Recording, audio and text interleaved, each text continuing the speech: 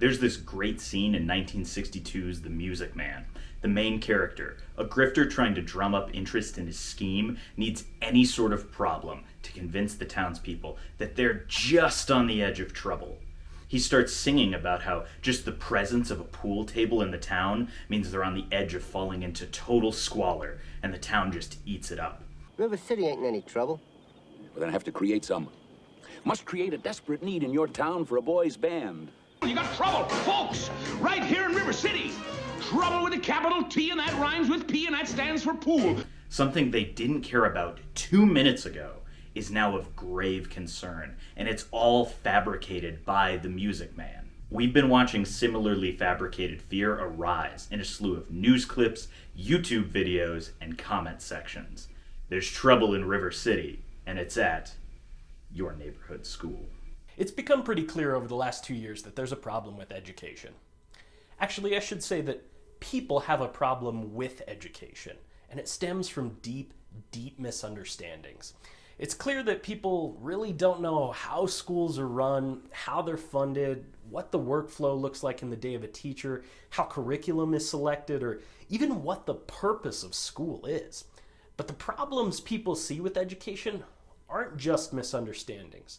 These ideas are purposefully concocted by mostly far-right activists to sow distrust with public education.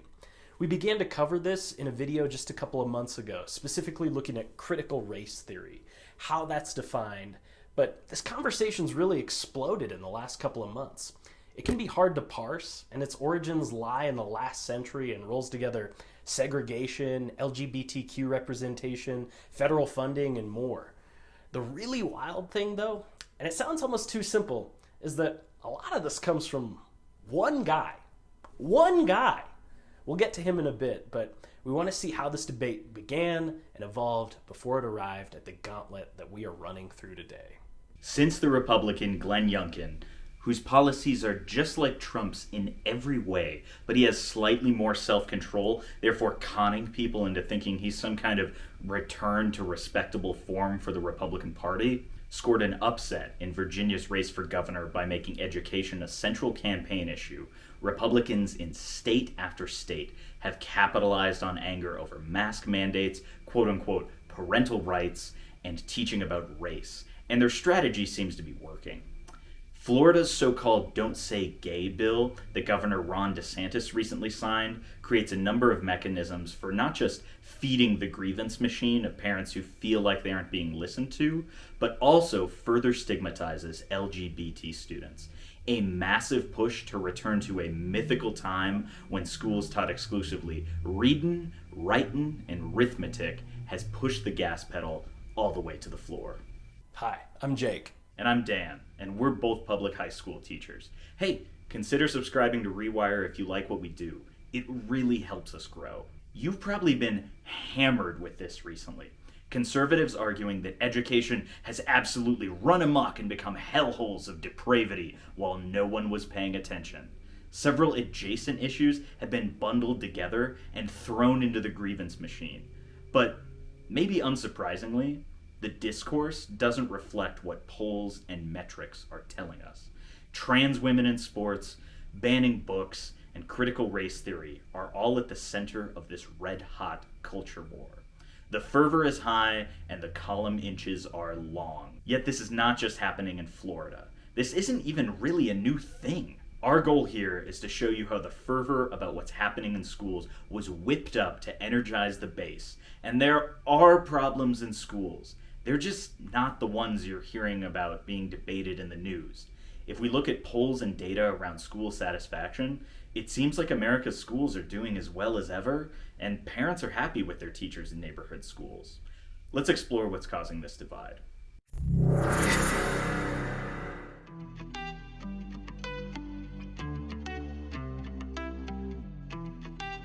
Growth and change is hard, but we've been skewing towards the right path.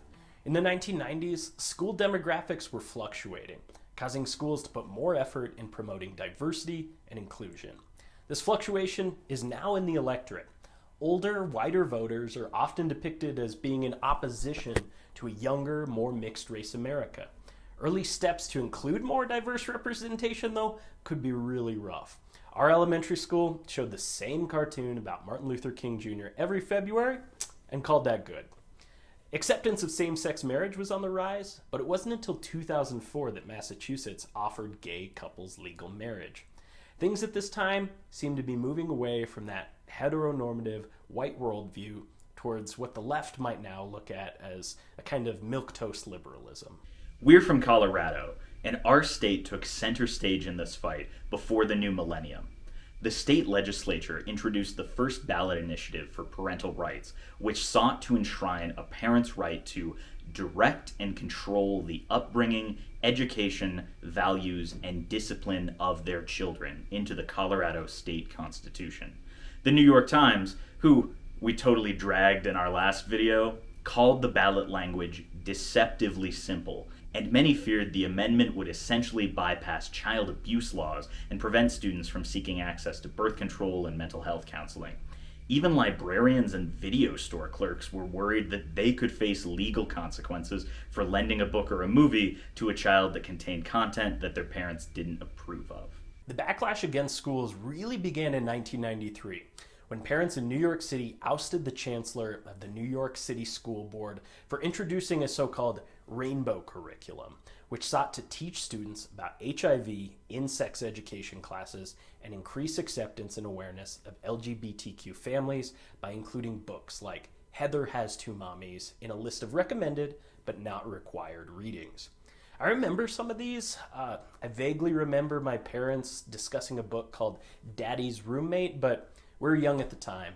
In hindsight, it seems like the main grievance here is that this was perceived not as inclusion of traditionally marginalized groups, but as a rise in secularism, erosion of the nuclear family, and therefore an attack on conservative Christian America. How do you fight back against that? Call it parental rights and lobby for more control over curriculum and school boards. In the following years, parental rights were included as a pillar of the GOP's 1994 legislative agenda known as the Contract with America, and the Christian Coalition's Contract with the American Family. Even paleoconservative Pat Buchanan hitched his wagon to this movement, declaring himself a candidate of parents' rights when he launched his presidential bid in 1995. During his campaign announcement, Buchanan vowed to shut down the U.S. Department of Education so that parental rights could prevail in our public schools again. 57% of Colorado voters rejected the amendment and voted against it, the first nail in the parental rights coffin, eventually causing the movement to lay dormant for 2 decades. So here's the playbook. The regressive right is worried about a couple of things that will come into play here. That gay people are an attack on traditional marriage, and that racial progress directly threatens the prosperity of white families. So they very purposefully redefine innocuous terms to fit that narrative. They center the concerns of straight, white conservative parents and sow distrust in public institutions. The parental rights movement isn't the only thing that's being resurrected here. The moves against public education that we're seeing today go back to the segregation era. It seems that conversations around how we approach and support transgender students has been rolled into that fight. Before wide acceptance of gay marriage and the admission that it's a normal part of a healthy society, we heard very similar talking points that have been refocused on the trans community. Even before that, the social frontier was school desegregation in the 1950s, where much of the playbook we're seeing rolled out today was invented. Less than an hour away from where we live, Charlie Kirk, a right-wing activist and founder of Turning Point USA, was recently hosted by a local church and spent the better part of 2 hours discussing a range of issues aimed at evangelicals. But it centered much of the conversation around trans people. Kirk argued that churches should be more active in pushing back against LGBTQ rights. He says, if they're sitting there and agreeing to something that is unbiblical, I have no patience for that whatsoever. Those opposed to the existence of trans people have resurrected old refrains. Trans people are sexual deviants who are not to be trusted.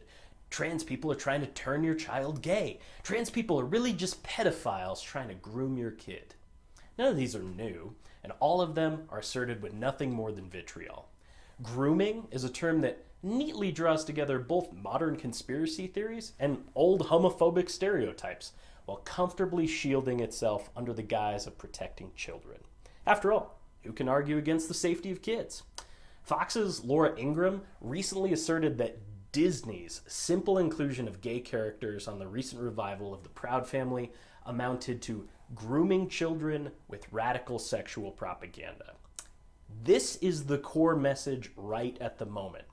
The very existence of gay people is a targeted attack on you.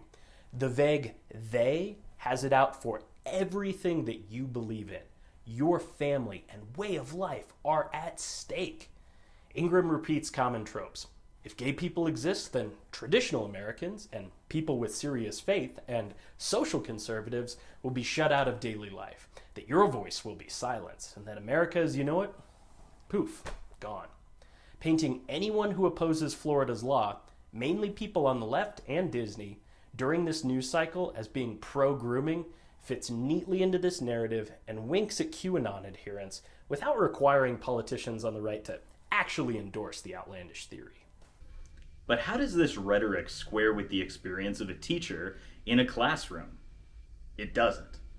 At all. It is still unfathomably hard to be a trans high school kid in 2022, despite what the culture war soldiers might tell you. The trans kids we've taught have had to be so strong. They are students that need some of the most care. The combination of aggressions toward them, both physical and the really small stuff, internalized self-stigma, and adverse childhood experiences, as well as frequently unsupportive parents, means that we need to actively work to protect trans kids. It's not uncommon for teachers to refuse to use a student's name and pronouns. This antagonizes the student, and anyone who would knowingly antagonize a student is unprofessional, and we don't have room for that in education.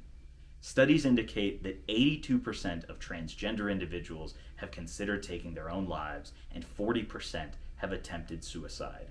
People like Charlie Kirk would have you believe that this is their own fault, that trans people are more likely to contemplate or attempt self-harm because being trans is the mental illness. But the level of hate and stigma directed at trans youth is unparalleled. You can ban mentions of LGBTQ people in the classroom, but they're still there, sitting in my room every day, and it's my job to teach them and support them and guide them and love them. The real goal of the Don't Say Gay bill is to make sure that those LGBT students feel as isolated and as wrong as possible to keep them in the closet. So parental rights and gay inclusion are two different conversations that have been rolled into one, but we're not even done. If you can read between the lines, some level of privatizing education is the goal here. Private schools and school voucher programs have a history of being one of the strongest ways to segregate schools. I was listening to an episode of the podcast Criminal recently, an episode about how school districts in North Carolina avoided integrating schools for decades after the Supreme Court decision Brown versus Board of Education forcibly desegregated schools. One passage could almost have been copied and pasted directly into a modern newspaper story about school vouchers. The governor of North Carolina assembled a committee to respond to the Supreme Court ruling. Members of the committee found, quote, that the mixing of races forthwith in public schools throughout the state cannot be accomplished and should not be attempted. So they wrote a plan to get around it. White parents could be given vouchers, tuition vouchers, and send their children to private schools. Hundreds of white private schools began opening all over the South. They were sometimes called segregation academies, and you've probably heard about these. The issue has become a lot more well-known recently. The plan also made it possible for public school to simply close by popular vote if, quote, conditions became intolerable. The plan was advertised in newspapers as a way to ensure that no child in North Carolina will be forced to attend a school with a child of another race. It was called the Purcell Plan and approved in a public referendum in 1956 by a wide margin. The Purcell Plan decentralized all the decision-making power from the state government, allowing individual communities to implement whatever level of change they wanted to. We are seeing the exact same pattern of privatization, vouchers, and decentralization today. Bill Clinton famously pronounced, "What you earn depends on what you learn." Barack Obama would use the phrase ladders of opportunity, and Democrats often seem to imply that people whose living standards were declining only had themselves to blame. This message alienated Americans, cemented an entire generation under mountains of student loans, slowly spurned a huge bloc to turn against Democrats who were tired of hearing that, well, they should have just gone to college, augmented with the old refrain of elitism, and ultimately furthered a gap between the haves and the have-nots. Great job, everyone. Really nicely done. Woohoo. It's clear that in American politics, both major parties are much more content to use education as a campaign promise or an issue to own than actually funding or supporting it. Republicans are clearly on the offensive here. And I mean, the grassroots are on fire, litigating and podcasting about the many perceived issues with the system that we just touched on. For the last several decades, Democrats have eschewed old tactics like supporting labor unions for framing education as the answer to all our economic problems. We were raised in an era of skyrocketing university costs in tandem with an attitude that good, smart children go to college, losers go straight into the workforce, and screw-ups who need structure go into the military. Now, nobody ever explicitly said those words to us, but those were the clear messages that were passed down to students growing up in the Bush era. And that's just not how the world works. Jamel Bouie summed up the sudden focus on education extremely well in a recent editorial with the New York Times. Both the crusade against critical race theory and the slanderous campaign against LGBTQ educators and education are as much about undermining public goods and stigmatizing the people who support them as they are about generating enthusiasm for the upcoming midterm elections. To be clear, this is not some secret. Christopher Rufo, a right-wing provocateur who helped instigate both the panics about critical race theory and LGBTQ educators in schools, has openly said that he hopes to destroy public education in the United States. "We are right now preparing a strategy of laying siege to the institutions," he said last November in an interview with Michelle Goldberg. In a recent speech delivered to an audience at the conservative Hillsdale College, Rufo declared that to get universal school choice, you need to operate from a premise of universal public school distrust. When talking to other teachers, we often note an absolute chasm between what gets discussed on the news and what happens in our classrooms. 9 out of 10 of the most common books taught in secondary English classes are the same ones that we taught 30 years ago. We're still reading Romeo and Juliet, Lord of the Flies, Fahrenheit 451, Great Gatsby. Sure, we've all sat through some heavy-handed diversity seminars. No, come on. Stir the pot. Stir the melting pot. Bam. Let's do it. Let's get ugly. Let's get real. But things aren't that different.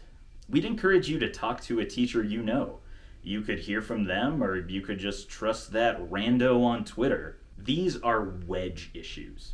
Each political party gets a lot of mileage out of bundling these adjacent issues, and the right gains far more from creating culture war issues than the left does. The base gets incensed and finds another reason to hate the other side. Some might find that the issue shakes them loose and causes them to vote a certain way. The opposition then gets divided in how to tackle it. We're seeing this happen in real time. Segregation and integration was the educational wedge issue of the last century. But now this conversation has settled on LGBTQ access and whether or not trans people will be first-class citizens. Now, before we go any further, just to be absolutely clear, we're not exactly against parental rights as an idea. Parents and community stakeholders are always an important part of the public education mechanism. A parent that is actively involved in their child's education, going to conferences, attending back to school night, checking online portals for grades if you have that, can be one of the most effective determining factors in how successful a student can be. It's good parenting. Having said that, parents should also trust their classroom teachers. Teachers are subject matter experts, uniquely trained and qualified to select and teach topics and texts that are appropriate, relevant, and oftentimes fun. Teachers are licensed professionals who are required to be highly qualified in their subject matter. This notion that teachers are, for some reason, trying to teach third graders about sex acts is just a total boogeyman. It doesn't happen. If anything, teachers are usually pretty averse to anything revolving around sex. But parental rights are not the only rights that matter here. Parents of current school children are not the only stakeholders in public education. The problem with the term parental rights, when being used in the context that we're talking about, means the rights of conservative, straight white parents to ensure homogeneity in the lives of their children.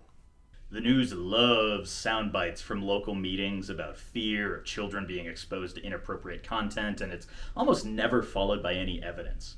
Trying to paint libraries as these disgusting havens of depravity seems to have come straight out of a Saturday Night Live cold open.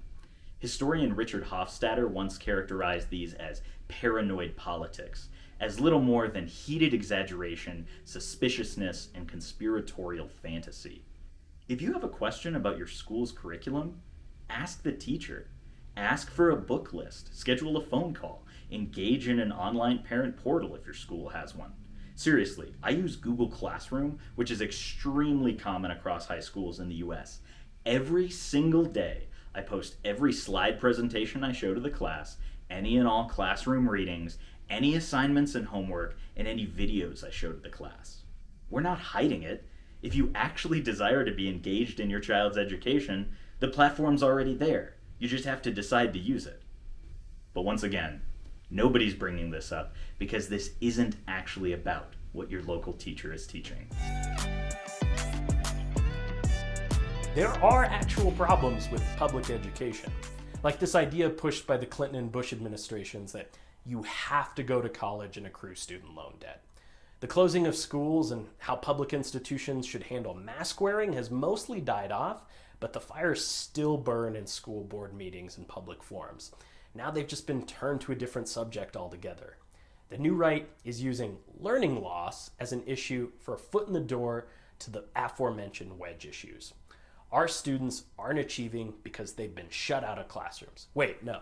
Students aren't achieving because we're spending too much time on social issues and social emotional learning, and we need to return to classical education. Wait, actually it's because there's this massive child indoctrination scheme by the left to subvert traditional values.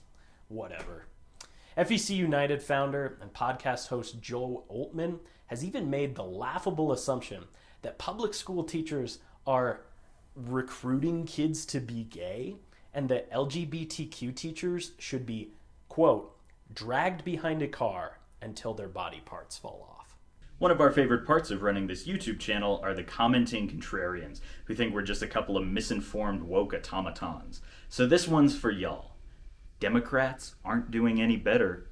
President Biden refuses to cancel student loan debt, a wildly popular notion that almost 7 in 10 Americans approve of. Most of our friends are still paying off their student loans as we enter our 30s. Some are closer than others. But that promise of student loan forgiveness was one of the main reasons why any of the millennials we know wanted to vote for Biden. Establishment politicians on the left have chosen not to address the push for more conservative schools and more conservative curriculum, instead saying they'll focus on pocketbook issues that Americans actually care about. There hasn't been a single coherent answer to the hundreds, if not thousands, of transparency bill arguments about which books to assign, indignities towards trans students, and how to talk about race. Performative activism about identity is enough to pat themselves on the back and keep moving along while the right organizes and unifies. It's absolutely infuriating to watch Democrats continue to ignore these culture war issues and pretend like being a moderate is a virtue when the right keeps trying to make gay kids feel alone, unseen, and uncared for. Instead, we let education budgets wallow. There's some problems directly caused by that lack of funding. Schools are having to shift to 4-day work weeks so that they can feed students and simply keep the lights on.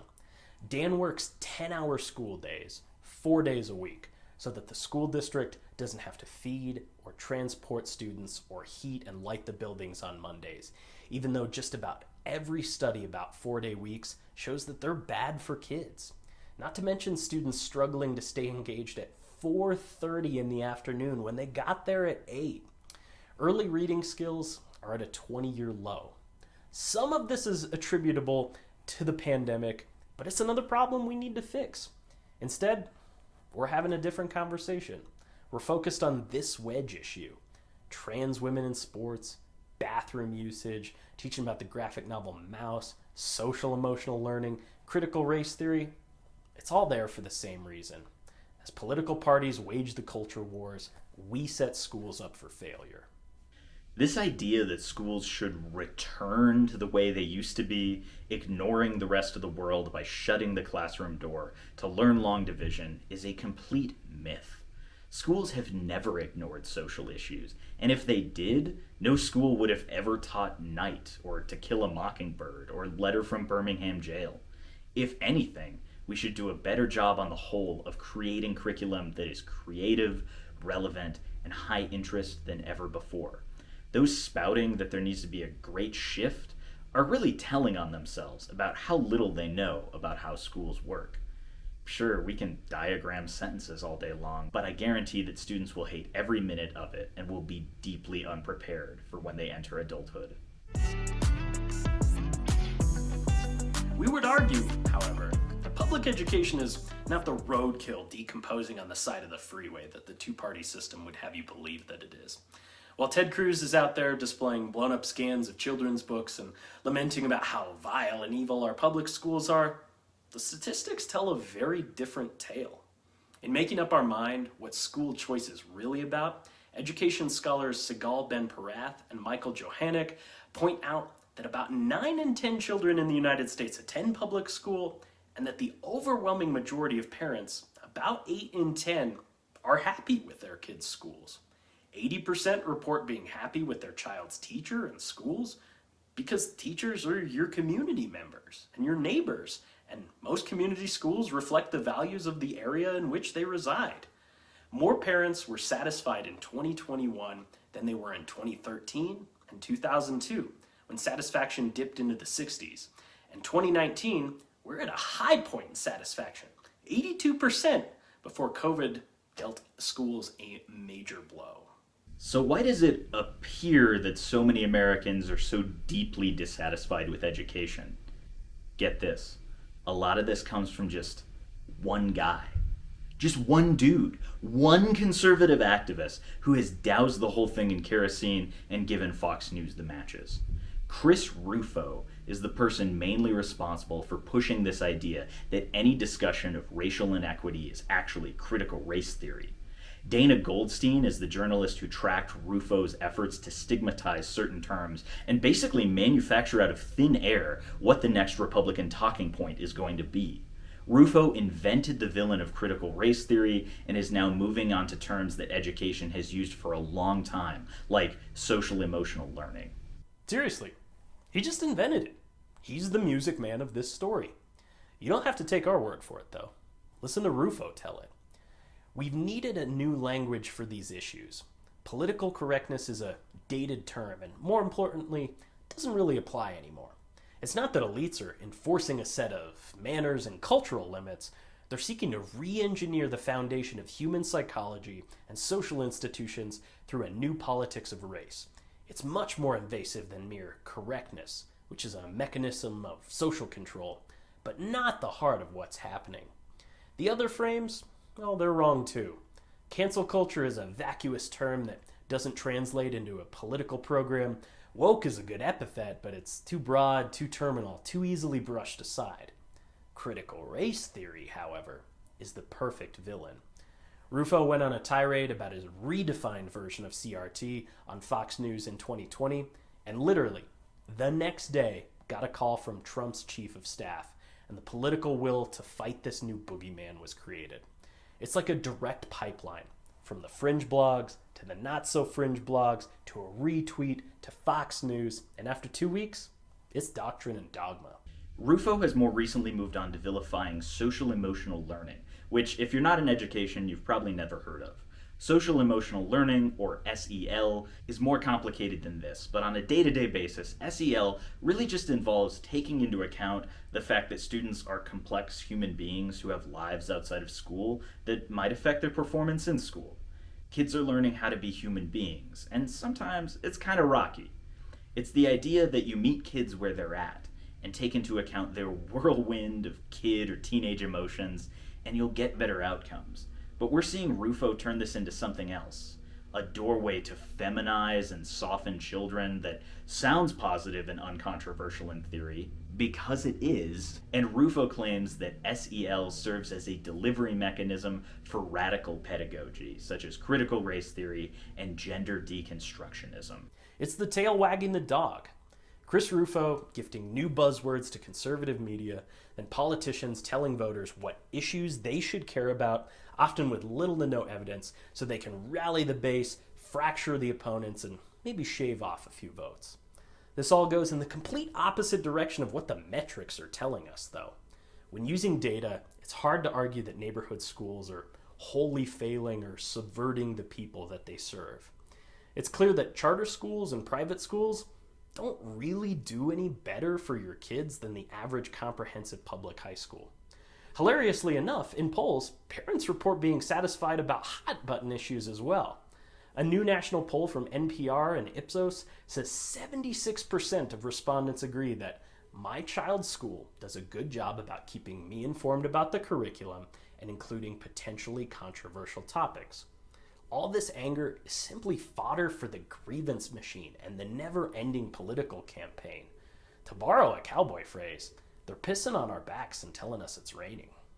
Despite the right pushing this narrative that critical race theory has invaded every aspect of the American public school system, the way schools operate today is really not that different from decades ago. But the continued use of education as a political football sure makes it seem that way. Sometimes it's simply the language that changes. Instead of 21st century skills, we're going to call our goals priority learning outcomes, amounts of word salad that would make the corporate world blush. The goal of schools has never wavered this whole time, creating responsible citizens who contribute meaningfully to society. The average American can get hung up on this. Schools should be teaching about taxes and mortgages instead of teaching me to find X, we often see written smugly on Twitter. Well, I guess you should have joined the DECA program or signed up for the personal finance elective. My school even offers a life skills club for topics like this. I used to teach economics, and kids didn't care any more about budgeting and how to do taxes than they do about reading Frankenstein, despite what the complaining might have you believe. My job as a teacher is not to be a vapid presenter of unbiased facts on PowerPoint slides. I show up every day because I like living in a world with people who make it better. Schools work best when the entire community is a team. School boards should approve budgets and schedules and make sure that teachers are paid enough that they attract talent, experience, and so that educators can spend their time planning and grading instead of working another job to pay their bills. Building administrations need to empower their staff to be able to make beneficial decisions that affect students the most, as well as create support structures to challenge the most advanced students and support the most at-risk ones. And teachers need to be given ample planning and collaborative time so that they can focus on students, set them up for success, provide timely feedback, and ensure that students are prepared in a churning, changing world. That means teaching them how to read and write, but also how to work with teams and how to respond to real-world issues. We would encourage a more productive conversation. If we value education, why don't we fund it? My school district has not been able to pass a mill levy to fund schools in 16 years. Jake's has passed one in that same time period. How can we pass a mill levy override so that our schools can fund services for students and pay good teachers? Can we support students with learning differences? Could we shift focus from the massive time suck that is state-sponsored testing and reinvest that into student achievement? Can we ensure Black and Latino students are offered the same opportunities as white students? Can we work on fixing the funding gap between rich schools and poor schools that increased 44% in the decade after the new millennium? This is all important, but sadly, I don't think continuing to shout about funding public education is going to move the needle much. The richest 25% of school districts spend $1,500 more per student on average than the poorest 25% of school districts, which is already deeply amoral for a system designed for everybody. Everybody might be the key word here. Public schools, which are required to provide a free, appropriate public education to everyone, certainly have plenty of space to improve. Schools exist for all of us to reflect democratic values and ecumenical virtues that have nothing to do with one single parent's ideology, religion, or that lack thereof. Efforts to represent American culture as monolithic do injustice to students' imaginations and push us further backward in an effort to simply deny the existence of challenging topics, marginalized Americans, and just truths of everyday life. This is a political campaign strategy, using your kids as the tool to exacerbate polarization. It complicates elections, and students suffer just so politicians can say, this is what we're about, and this is what's at stake. The public school system in America does have a lot of problems, like de facto segregation, unbalanced focus on testing, dropping arts programs, but the culture war issue here doesn't attempt to fix any of those actual problems. It sure feels like we've been given a binary choice. Use schools to enforce one political party's worldview or just completely tear them down. Cozy up to politicians who let them weaponize racist and transphobic language to stoke fear and make ridiculous claims about grooming to inflate support for vouchers or school privatization or face retributive action. Burn down River City because we're convinced there's trouble. These are not our real options. Let's give our state and federal tax dollars to people who are in education for the students, and not because a charter looks great in a portfolio. We can use the systems that work, the ones designed for everyone, the ones that benefit the many over the few. Parents, I want to empower you in your choice. We can choose to listen to Ted Cruz make up scenarios about children's books, or we can stop pretending schools exist to validate our own individual worldviews. I like the way Frank Bruni put it recently. Public schools, identified that way for a reason, don't exist as some bespoke service attending to the material wants and political whims of only those Americans with children in the science lab and on the soccer field. It is an investment funded by all taxpayers in the cultivation of citizens who better appreciate our democracy and can participate in a way that is knowledgeable and productive.